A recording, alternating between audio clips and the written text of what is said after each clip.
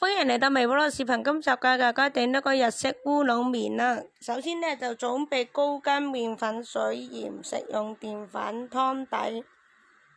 高湯醬油、味噌湯、米酒、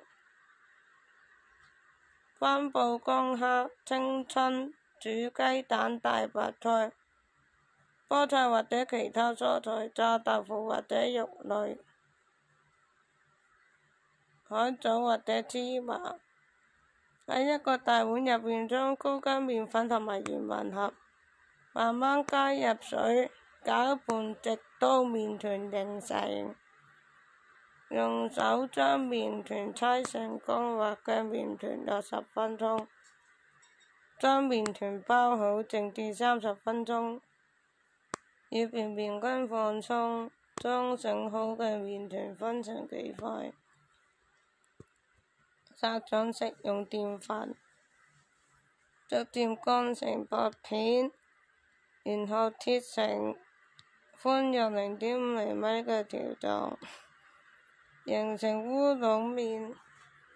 用澱粉防止麵條黏連。喺鍋中加熱高湯，可以加入昆布同埋薑蝦，慢慢煮沸後，倒出昆布，繼續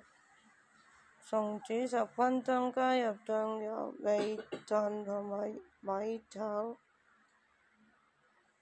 攪拌均勻，再繼續加熱2到3分鐘，然後調味，根據個人口味進行調整。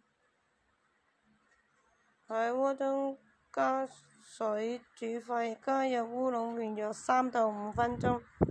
直到麵條熟透。時間可以根據麵條厚度而定。煮好麵條撈出，